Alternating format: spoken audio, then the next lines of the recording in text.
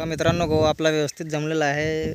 एकदम हिरवागार गहू आहे. पण तिथं समोर आपला दांड फुटला होता आणि त्याच्यामुळे पाणी इकडं डिवाईड झालं. त्याच्यामुळे पाणी या दोन सऱ्यांना आपण बघू शकता एकदम कलर यांचा बदललेला आहे. बाकीचा कलर हिरवा आहे पूर्ण गव्हाचा आणि हे जे दोन सरे आपल्याला दिसत आहे पूर्ण पिवळा हा गहू झालेला आहे.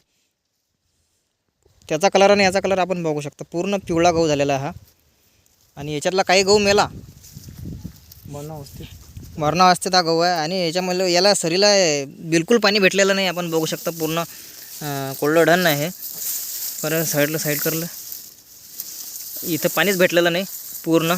आणि अर्ध्या महिन्यापासून पूर्ण पाणी याला भेटलेलं नाही. त्याच्यामुळे हा गहू पूर्ण पिवळा झालेला आहे. आणि पिवळा पूर्ण हा गहू पूर्ण मरणाच्या स्थितीत आलेला आहे.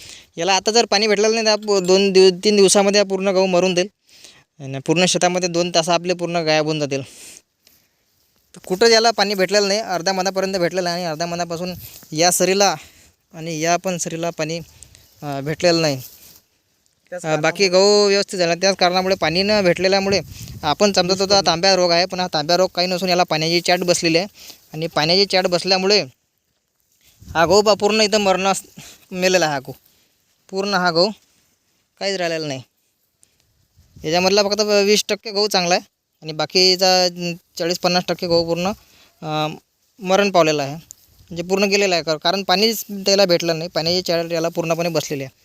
कारण त्याचा आणि आम्ही अगोदर आपल्याला माहीत नव्हतं. जेव्हा आपण मधामध्ये आलो गहू बघण्यासाठी, तर तेव्हामध्ये बाकीचा गहू हिरवा दिसत होता आणि गहू 2 तास हे पूर्ण पिवळे, यांचा कलर वेगळा दिसत होता. त्याच्यामुळे आपण इथं येऊन बघितलं तर इथं बघितलं की पाणीच याला भेटलेलं नाही. आणि पाण्याच्यामुळे हा गहू आता धीरे धीरे खराब होता आणि पूर्ण मरण पावत आहे. गहू पूर्ण पिवळा झालेला आहे कारण यालाच पाणीच भेटलेलं नाही.